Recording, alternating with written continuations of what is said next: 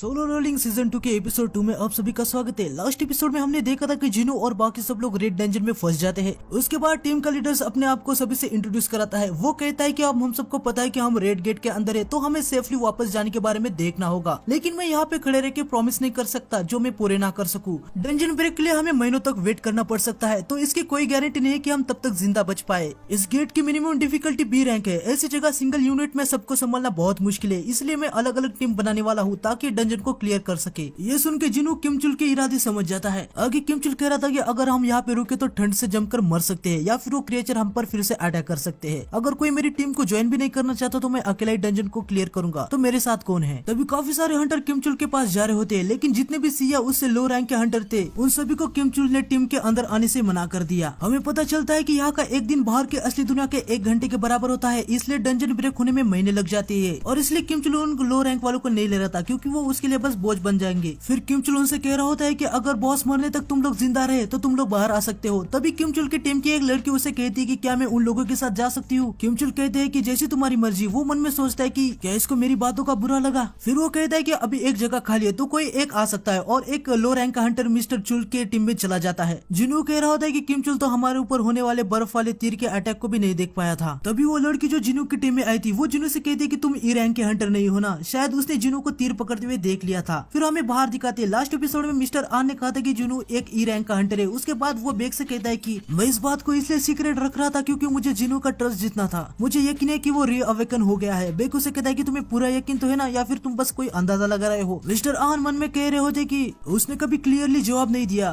वो बेग से कहता है कि फिलहाल तो ये मेरा अंदाजा ही है। ये सुन के बेग कहता है तो हमारी आखिरी उम्मीद बस किमचुल है। मिस्टर आन मन में कह रहे होते कि अगर मिस्टर बेग आप जिनू को एक्शन में देखते ना तब आपको पता चलता कि मैं क्या कहने की कोशिश कर रहा हूँ। तभी सर्विलेशन टीम के फर्स्ट डिवीजन का मैनेजर जू सांगचन कहता है किमचुल संभाल लेगा सर, उसका रिकॉर्ड काफी अच्छा है। उसकी फाइटिंग की एबिलिटीज भी व्हाइट टाइगर गिल्ड के दूसरे स्क्वाड मेंबर की तरह ही है। ये सुन के बेग को थोड़ा सा रिलीफ मिलता है। वो आशा करता है कि किमचुल बाकी बी रैंक के हंटर के साथ डंजन को क्लियर कर देगा। सांगचन मिस्टर आन से कह रहे होते कि आप किसी ई रैंक के हंटर की बात कर रहे हो जो री अवेक हो गया है। मुझे लगता है कि किमचुल उस जैसे बिना इन एक्सपीरियंस हंटर से काफी ज्यादा परफेक्ट है। मिस्टर आन मन में कह रहे होते कि वो तो आखिर में देखा जाएगा कि कौन सा ही है। डोंगसू भी यहाँ पे पहुंच चुका था। वो कहता है कि यहाँ पे चल क्या रहा है, ये तो एक सी रैंक का गेट होना चाहिए था ना, ए रैंक का गेट अपीयर हो गया क्या। वैसे व्हाइट गिल्ड का मास्टर यहाँ पे क्या कर रहा है। बेग डोंगसू को बड़े ही गुस्से भरे नजरों से देखता है और बाकी सब डोंगसू को देख के काफी ज्यादा डर रहे थे। बेग डोंगसू से पूछता है कि तुम कोरिया में क्या कर रहे हो। डोंगसू से कहता है कि मेरा थोड़ा सा काम है यहाँ पे। वैसे वो ई रैंक वाला हंटर व्हाइट गिल्ड टाइगर में ज्वाइन हुआ है। तुमने ऐसे ई रैंक के लूजर को आखिर अपने गिल्ड में आने क्यों दिया। बेग कहता है कि आखिर तुम किसकी बात कर रहे हो। डोंगसू कहता है मैं जुनू की बात कर रहा हूँ जो अभी अभी डंजन में गया है। संग जुनू का नाम सुनकर बेग थोड़ा सा हैरान हो जाता है। वो सोचता है कि डोंगसू जुनू को कैसे जानता है। डोंगसू गेट को छूता है और कहता है कि यार ये तो एक रेड गेट है। फिर हमें जिनू को दिखाते हैं। वो उस लड़की से पूछता है कि तुम सभी तो यहाँ पे नहीं हो, तो ऐसी सिचुएशन में भी तुम इतने शांत कैसे हो सकते हो। वो लड़की बताती है कि क्योंकि हमें ट्रेनिंग में सबसे पहले यही बात बताई गई थी कि डंजन में कुछ भी हो सकता है और किमचुल को व्हाइट टाइगर गिल्ड के इलाइट स्ट्राइक स्क्वाड में ज्वाइन होने के लिए स्पेशल ट्रेनिंग भी दी गई है। फिर दोनों टीम अपने अपने रास्ते तय करती है और एक दूसरे को गुड लक कहती है। वो लड़की जिनू से कहती है कि आपने अभी भी मेरे सवाल का जवाब नहीं दिया। जिनू उसे फिर से कुछ खास जवाब नहीं देता। वो लड़की समझ जाती है कि जिनू कम से कम ए या उससे भी ज्यादा रैंक का हंटर है। आगे किमचुल को आइस बियर के नाखून के निशान दिखते हैं। वो कहता है कि उनको रुक जाना चाहिए था। लगता है उसी रैंक हंटर की वजह से बाकी सबकी जान चली जाएगी। तभी उसका एक साथी कहता है जाने दो, अब ई रैंक वाले से क्या ही एक्सपेक्ट करना, उसे तो ढंग की ट्रेनिंग भी नहीं मिली होगी। तभी किमचुल सोचने लगता है उनके टीम में ज्यादातर सी रैंक और एक बी रैंक का भी हंटर था, तो मुझे वो ग्रुप का लीडर क्यों लगा। जाने दो, वैसे भी वो मर जाएगा। फिर हमें बाहर दिखाते हैं जहाँ डोंगसू को यकीन नहीं हो रहा था कि ये रेड गेट है। उसकी सारी मेहनत पे पानी फिर गया था। वो कहता है कि तुम्हारा पता लगाना मुश्किल है जिनू। और यहाँ बेग भी काफी ज्यादा कंफ्यूज था। उसे कुछ समझ नहीं आ रहा था कि सभी लोग जिनू के पीछे क्यों पड़े हैं। आगे हम देखते हैं कि किमचुल कुछ आइस बियर को मार डालता है। उसकी टीम के सारे मेंबर काफी ज्यादा खुश हो रहे होते हैं। वो कहते हैं कि हम सेफ है, पर किमचुल मन में कह रहा होता है कि मैं इतना तो स्ट्रांग हूँ कि कुछ आइस बियर को मार सकता हूँ। बाकी मेंबर जल्दी से बियर का मीट ले रहे होते हैं जो कुछ दिन इनके खाने के लिए ठीक है। किमचुल के मेंबर कह रहे होते हैं कि चलो अभी हमें थोड़ा सा आराम करना चाहिए, हमारी शुरुआत तो काफी अच्छी हुई है। किमचुल उनसे कहता है कि तुम लोग क्या बात कर रहे हो, जब तक हम इस फॉरेस्ट से नहीं निकलते तब तक हमें काफी सावधानी से काम लेना होगा। फिर हमें जिनू और उसके टीम को दिखाते हैं। तभी वो लड़की कहती है सब लोग रुक जाओ, हम इससे आगे नहीं जा सकते। जिनू पूछता है क्यों। वो लड़की कहती है कि देखो उस जगह पे काफी सारे निशान है, ये पूरा एरिया आइस बियर का है, हमें उन मैजिक बीस्ट से आने से पहले यहाँ से वापस निकलना चाहिए। जिनू कहता है तो ये पूरा एरिया आइस बीस्ट का है। वो लड़की सोचने लगती है क्या मैंने कुछ गलत कहा। वो जिनू को कहती है हाँ। जिनू कहता है तो हमें इधर से वापस जाने की क्या जरूरत है। वो लड़की है कि मैंने जो कहा आपने वो सुना नहीं क्या, आप मरना चाहते हो। जिनू उसे समझाता है अगर ये एरिया बियर्स का है इसका मतलब यहाँ पे हमारे दुश्मन से बियर्स है और उनकी चिंता करने की की कोई जरूरत नहीं है, उन आइस एल्फ से इनका मुकाबला करना आसान है। वो लड़की समझ जाती है, वो कहती है कि ये बात मेरे दिमाग में क्यों नहीं आई। फिर जिनू उस लड़की से कह रहा होता है कि क्या तुम्हें इस आउटफिट में ठंडी नहीं लग रही। वो अपनी इन्वेंटरी खोल के सबको वार्म फूर कोट देता है। उस लड़की के साथ सभी के सभी जिनू का ये मैजिक देख के काफी ज्यादा शॉक हो जाते हैं। सॉन्गी कहती है कि मिस्टर आप क्या है। जिनू उसे कहता है कि मेरी वजह से तुम यहाँ पे फंस चुकी हो, तो मैं तुमको प्रोटेक्ट करूंगा, इसके बदले तुम मुझसे कोई भी सवाल नहीं करोगी और तुम सब पर भी ये बात लागू होती है। तभी वहाँ पे आइस बियर आ जाता है। सभी लोग पैनिक हो जाते हैं। वो जिनू से कह रहे थे कि आपने तो कहा था कि इस आइस बियर के बारे में चिंता करने की कोई भी जरूरत नहीं, पर ये हाई रैंक के आइस बीस्ट है। वो लड़की कहती है कि हमें यहाँ पे आना ही नहीं चाहिए था, मैं इसे डिस्ट्रैक्ट करती हूँ, तुम लोग इसे मारने के लिए कोई रास्ता ढूंढो। तभी जिनू उसे शांत करता है और आगे जाता है और उसे कहता है कि तुम चिंता मत करो, मैं इसे देख लेता हूँ। वो लड़की कहती है कि चाहे तुम कितने भी स्ट्रॉन्ग हो, पर वो बीस्ट हाई रैंक का है। जिनू वुल्फ असैसिन टाइटल में स्विच करता है, जिससे बीस्ट टाइप मॉन्स्टर के खिलाफ जिनू को सारी एबिलिटीज 40% बढ़ जाती है। जिनू एक लंबी छलांग लगाता है। वो मन में कह रहा होता है कि अभी के लेवल और टाइटल को ऐड करने से मैं इसको अपने हाथों से ही हरा सकता हूँ। और वो बीस्ट के सिर के ऊपर एक जोरदार मुक्का मारता है। इसे देख के